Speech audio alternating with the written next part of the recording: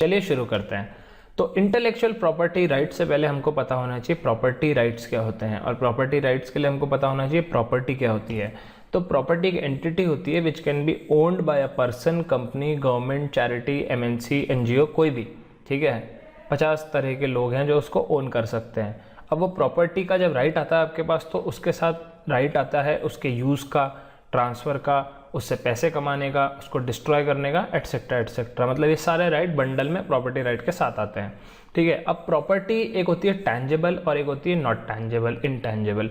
तो tangible property होती है जैसे आपका घर हो गया, आपकी गाड़ी हो गई, इनको आप छू सकते हो, ठीक है। इनकी एक फिजिकल स्टेट होती है जिसको आप छू सकते हो, एक गाड़ी को आप हाथ लगा सकते हो, फील कर सकते हो, एक गाड़ी है भाई।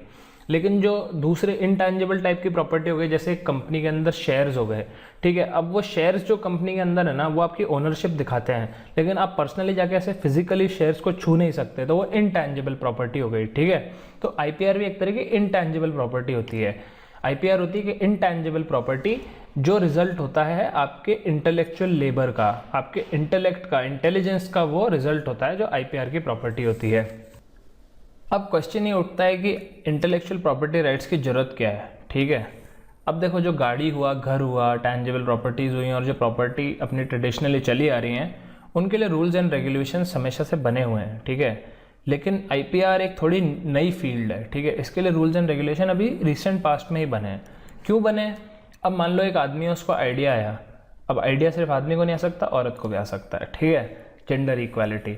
अब मान लो किसी पर्सन को आइडिया आया कि उन्होंने देखा कि ये रेफ्रिजरेटर है, अपना जो रेफ्रिजरेटर होता है, उनको आइडिया आया कि ये रेफ्रिजरेटर में हम कुछ कुछ मॉडिफिकेशन करें तो इसका जो इलेक्ट्रिसिटी कंजम्पशन है वो 50% कम हो सकता है, ठीक है। अब इनको आइडिया आया, आइडिया आते ही नहीं वो अप्लाई कर देते, ठीक है। उस चीज़ पे उन्होंने रिसर्च करी, 1 साल इन्होंने दोनों ने मिलकर रिसर्च करी इस आइडिया पे, और फिर उसके बाद इन्होंने काफ़ी एक्सपेरिमेंट्स किए, इनका खर्चा भी हुआ बहुत सारा।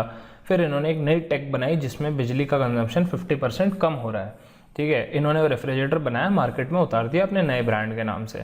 लेकिन जैसे ही वो मार्केट में उतरा, दूसरे ब्रांड्स ने देखा कि अरे ये रेफ्रिजरेटर इतनी कम बिजली कैसे खा रहा है। उन्होंने रेफ्रिजरेटर एक खरीदा, उसकी रिवर्स इंजीनियरिंग करी, और उनको एक दिन में पता पड़ गया कि अच्छा ये इन्होंने चेंज किया है। लेकिन इनको साल लग गया क्योंकि इन्होंने प्रॉपर रिसर्च करी, इनके पास कोई रिवर्स इंजीनियरिंग के लिए पहले से रेडी प्रोडक्ट नहीं था। तो जो इनकी मेहनत का और रिसर्च का जो एफर्ट है वो कंपनी को नहीं लगाना पड़ा, और वो कंपनी अगर वही की वही टेक अपने फ्रिज में लगा दे तो उनको फ़ायदा मिल गया, और इनका फ्रिज एक तरह से नॉर्मल फ्रिज हो गया क्योंकि अब सब कंपनियां वो लगा रही हैं। तो ये जो चीज़ है ना, ये एक एग्जाम्पल है। ये जो चीज़ है ना, इसको बचाने के लिए, ऐसा ना हो, इन दोनों के जो मेहनत है उसको अप्रिशिएट करने के लिए, इनको इंसेंटिव देने के लिए इंटेलेक्चुअल प्रॉपर्टी राइट्स बनाए। तो जो इनका केस है उसमें इनको मिल जाएगा नई टेक पे पेटेंट। पेटेंट क्या होता है? नया इन्वेंशन होता है ना, ये हम आगे पेटेंट पढ़ेंगे, डिटेल में पढ़ेंगे, अभी जनरल जान लो। नया इन्वेंशन होता है तो उस इन्वेंशन पे आपको राइट मिल जाता है, आप उसको सेल कर सकते हो, उसकी रॉयल्टी ले सकते हो वगैरह वगैरह, ताकि इनकी रिसर्च और मेहनत, इंटेलेक्चुअल मेहनत वेस्ट नहीं जाए। दूसरे तरह के जो मेजर होते हैं इंटेलेक्चुअल प्रॉपर्टी राइट्स होते हैं ट्रेडमार्क। अब जैसे मान लो आपका ब्रांड है, जैसे एडिडास है। अब एडिडास ने इतनी ज़्यादा ब्रांड इमेज बनाने के लिए सालों लगा दिए अपने, वो 3 स्ट्राइप वाला जो इनका डिज़ाइन है, उस लोगों को इन्होंने बहुत साल तक मेहनत करके, अच्छी क्वालिटी दे के, कस्टमर सेटिस्फैक्शन बना के उन्होंने एक ब्रांड वैल्यू बनाई। अब कल को कोई नया ब्रांड आए और वही लोगो लगा के जूते बेचने लग जाए, तो लोगों को थोड़ी ना इतना पता होगा कि ये एडिडास है या लोकल एडिडास है। तो उनको ट्रेडमार्क मिल जाता है कि हाँ भाई, आपका ये मार्क कोई और यूज़ नहीं कर सकता। तीसरा होता है कॉपीराइट। कॉपीराइट होता है आर्टिस्टिक, लिटरेरी वर्क पे। मान लो कोई किताब लिखी हो किसी ने, तो वो किताब पे कॉपीराइट मिलेगा, ड्रामा पे कॉपीराइट मिलेगा, किसी ने कोई स्क्रिप्ट लिखी है, तो लिटरेरी वर्क्स होते हैं ना जितने भी, वो सारे कॉपीराइट के अंडर में आते हैं। तो ये मेजर 3 इंटेलेक्चुअल प्रॉपर्टी राइट्स हैं जिनके बारे में हम बात करते हैं। उनके अलावा भी है, ज्योग्राफिकल इंडिकेशन भी होता है, और भी दूसरे होते हैं, वो हम डिटेल में जब आगे दूसरे स्पेसिफिक वीडियो पढ़ेंगे, पेटेंट का हम अलग वीडियो बनाएंगे, ट्रेडमार्क का, तब पढ़ेंगे। तो समझ रहे हो इंटेलेक्चुअल प्रॉपर्टी राइट्स एक्चुअली होता क्या है। अब आईपीआर की बात कर रहे हैं तो वीपो की बात करना जरूरी है। वीपो क्या है? World intellectual property organization. इसका हेडक्वार्टर्स है जिनेवा, स्विट्जरलैंड में। 26 अप्रैल को वर्ल्ड इंटेलेक्चुअल प्रॉपर्टी डे बनाया जाता है। क्यों मनाया जाता है? क्योंकि जो कन्वेंशन जिसने इस्टेब्लिश किया था वर्ल्ड इंटेलेक्चुअल प्रॉपर्टी ऑर्गेनाइजेशन वीपो को, वो फोर्स में आया था 26 अप्रैल 1970 को। तो 26 अप्रैल इसलिए वर्ल्ड इंटेलेक्चुअल प्रॉपर्टी डे माना जाता है। अब वीपो का ऑब्जेक्टिव क्या है और वीपो एक्चुअली है क्या?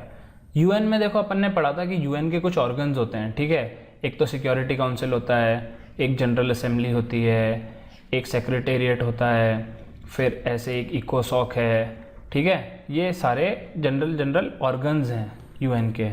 इनके अलावा 15 स्पेशलाइज्ड एजेंसीज हैं यूएन की, ठीक है। वो 15 स्पेशलाइज्ड एजेंसीज में एक वीपो है। वीपो was created in 1967 to encourage creative activity to promote the protection of intellectual property throughout the world. ये वीपो का पर्पस है। अब वीपो डिफाइन करता है इंटेलेक्चुअल प्रॉपर्टी को कैसे। वीपो कन्वेंशन स्टॉकहोम में जो हुआ था उसका आर्टिकल 2 क्लॉज 8 ये डिफाइन करता है आईपीआर को। Intellectual property shall include the right relating to ये 7 कैटेगरीज, ठीक है। Literary, artistic, scientific work, performance of performing artist, phonograms, broadcast, invention in all field of human endeavour, scientific, अब ये देखो ये काफ़ी ब्रॉड हो गया, scientific discoveries, industrial design, trademark, service mark, commercial name, protection against unfair competition, ये सब IPR के अंडर में आता है। और वाइड कर दिया इन्होंने इस डेफिनेशन को ये डाल के, and all other rights resulting from intellectual activity in the industrial, scientific, literary और आर्टिस्टिक फील्ड। तो काफ़ी वाइड डेफिनेशन दे रखी है आईपीआर की वीपो ने, मतलब जितनी वाइड हो सकती उतनी। अब बात करते हैं ट्रिप्स अग्रीमेंट की। अब देखो ट्रिप्स अग्रीमेंट सबसे इंपॉर्टेंट एक तरह से मान लो माइलस्टोन है आईपीआर डेवलपमेंट में इंटरनेशनल लेवल पे। इसका फुल फॉर्म है agreement on trade related aspects of intellectual property rights. Trips agreement बोलते हैं इसको शॉर्ट में। ये 1 जनवरी 1995 से, काफ़ी रिसेंट है ये, काफ़ी पुराना नहीं है, 1995 से इफेक्टिव है।